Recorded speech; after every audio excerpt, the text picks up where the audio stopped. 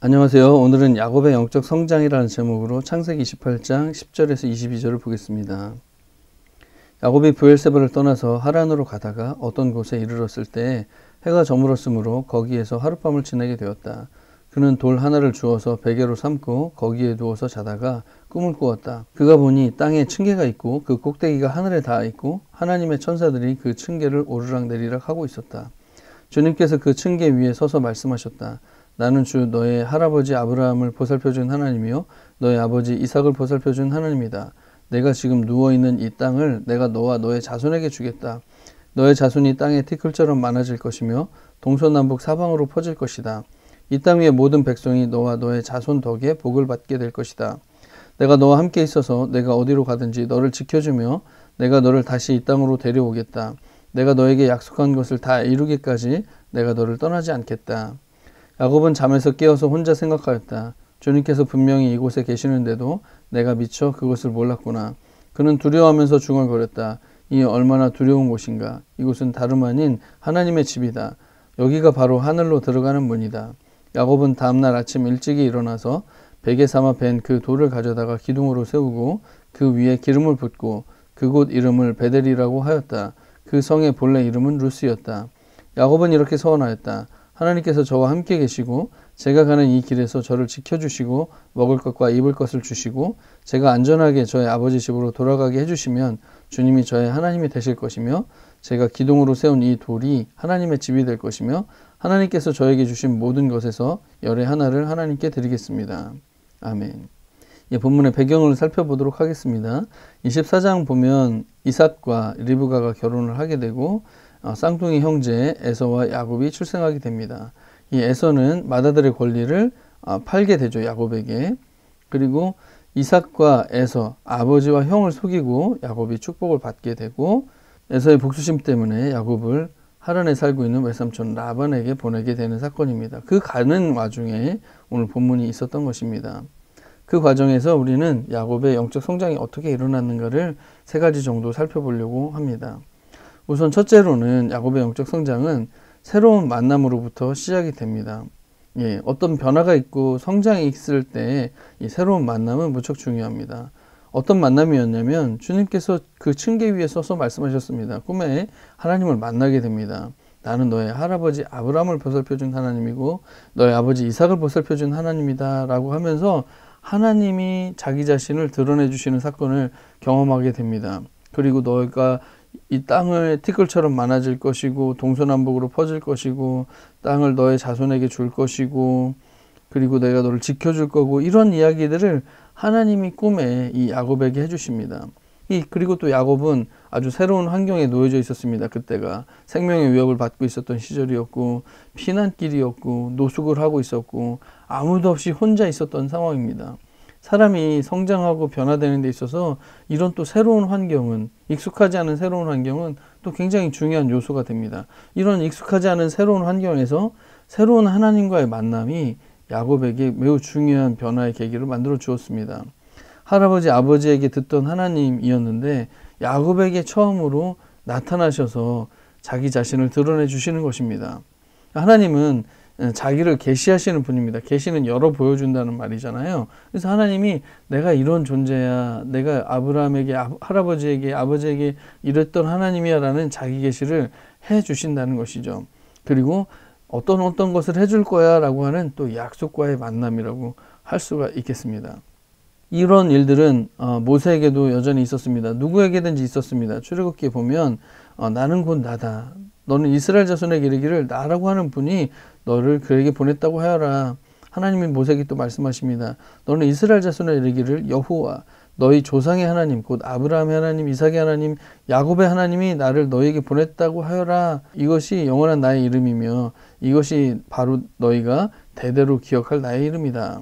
그리고 이제 출애굽 이후에도 나는 너희를 이집트 땅 종살이 하던 집에서 이끌어낸 주 너희의 하나님이다. 이렇게 하나님은 자기 자신을 아주 명확하게 가르쳐 주시고 드러내 주시는 그런 분이십니다. 그런 하나님을 만나야 성장이 시작이 되는 거겠죠. 너무도 당연한 것인 거죠. 그래서 하나님이 어떤 존재이신지를 가르쳐 주시고 또 하나님이 무엇을 하실 것인지 땅에 대해서는 자손에 대해서는 어떻게 함께 할 것인지에 대해서 약속해 주시는 하나님과의 만남이 야곱의 변화와 성장의 중요한 요소가 되고 있습니다. 하나님과 만날 때 무슨 일이 벌어질까요? 당연하게도 하나님의 존재에 대한 인식이 생기겠고 나의 존재, 나의 처지에 대한 인식도 생기게 됩니다. 나는 이렇게 호롤단신 생명의 위협을 느끼고 아무도 나를 돌봐주지 않는 가운데서 떠나고 있는, 정처 없이 떠나고 있는 이런 존재인 것 같지만 하나님이 나를 이렇게 약속해 주시고 만나 주시고 함을 통해서 내가 하나님 안에서 완전히 새로운 존재구나, 하나님에게는 너무너무 중요한 존재구나라는 새로운 인식도 바뀌게 됩니다. 소망도 생기게 되겠죠. 그래서 우리는 매일 하나님과 새롭게 만나는 자리에 우리의 마음과 시간을 드릴 필요가 있습니다. 매일매일 말씀으로, 기도로 나아가는 이런 것이 새로운 만남의 시작이 될 수가 있겠습니다.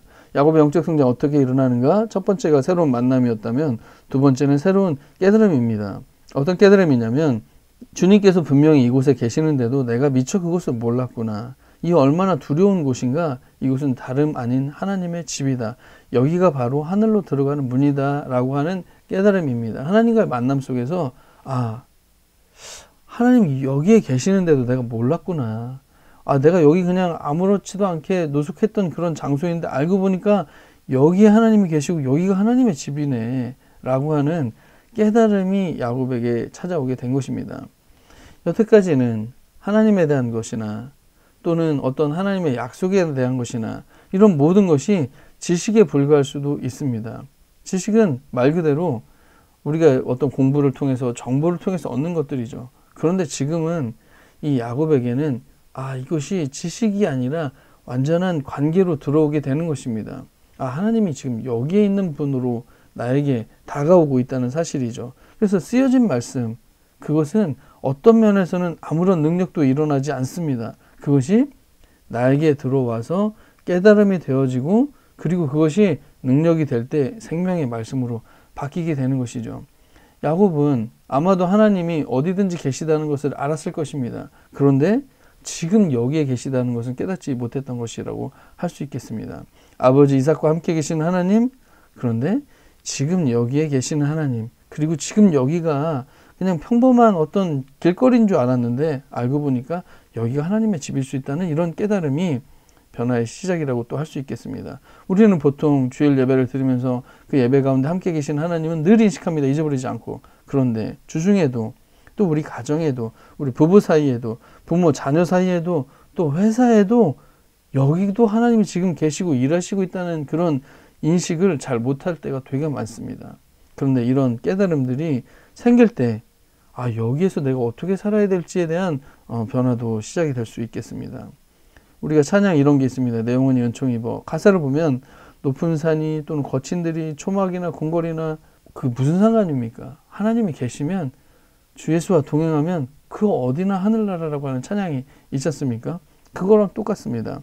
그래서 어떤 환경, 어떤 조건 이런 게 중요한 게 아니라 하나님이 동행해 주시면 거기가 사망의 음침한 골짜기를 할지라도 아무런 문제가 되지 않는 것이죠. 하나님의 임재와 동행이 아주 중요한 요소라는 것을 깨닫게 됩니다. 야곱도 이게 어떻게 바뀌었다고 생각이 되냐면 그는 맏아들의 권리를 위해서 속이고 모험을 합니다. 어떻게 보면 되게 큰 위기를 맞이할 수 있는 일을 하게 됩니다. 그런데 이 사건 이후로 이 꿈속에서 이 하나님을 만나고 새로운 깨달음이 생긴 이후로 라반의 집에 갔을 때 이 라반이 반복적으로 조건을 바꿉니다. 어떤 양이 태어나면 너가 가지고 어떤 것들이 태어나면 내가 가지고 이런 조건들을 계속 바꿔가는데 야곱이 아무런 반항을 하지 않습니다.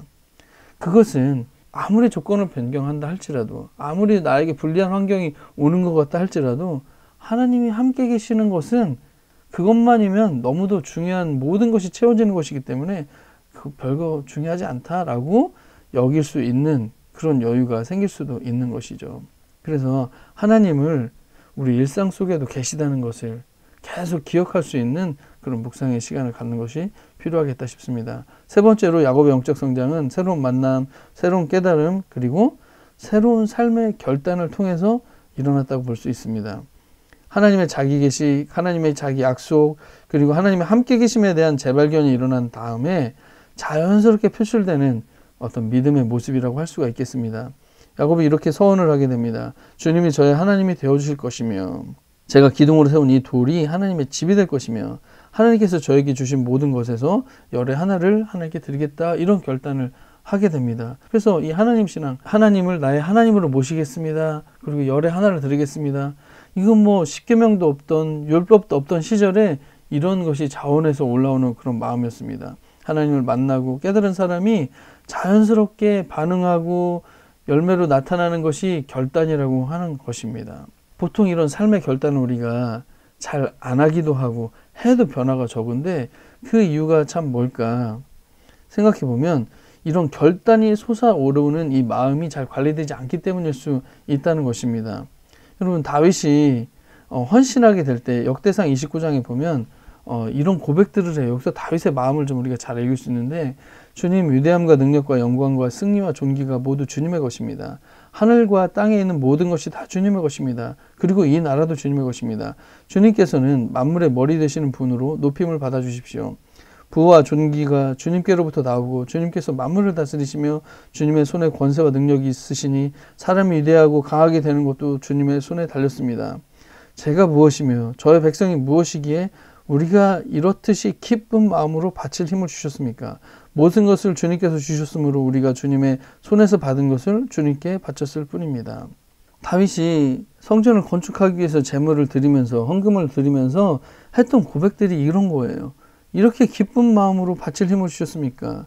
이게 지금 모든 것을 주님께서 주셨으므로 우리가 주님께 손에서 받은 것을 주님께 바쳤을 뿐입니다. 이렇게 어마어마한 헌신을 하면서도 기쁨과 감사가, 이게 다 모든 것이 하나님으로부터 왔다고 하는 이런 어떤 마음의 그 감사가 이런 결단으로 이어지고, 그리고 드리고도 결단하고도 헌신하고도 더 기쁜 것이죠. 그것 때문에 마음이 너무너무 행복한 상태, 이런 마음이 사실은 변화로 가거든요. 그래서 이런 마음으로 하는 삶의 결단이 최상의 예배가 되고 성장과 변화의 시작이 된다고 하는 것입니다. 이런 마음은 근데 계속해서 자꾸 상실이 돼요. 상실되게 되면 어떻게 될까요? 내 것으로, 내 시간, 내 돈으로 드리게 되는 것이 됩니다. 그러니까 계산을 하게 되죠. 감사도 상실되고 하나님이 나에게 좀 감사해 주셔야 될 것 같은, 보상해 주셔야 될 것 같은 그런 생각들이 더 크게 작동이 되게 되죠. 결국 아주 미니멈하게 하는 신앙으로 전락하게 되기 때문에 변화나 성장 이런 것들이 전혀 일어나지가 않게 되겠죠.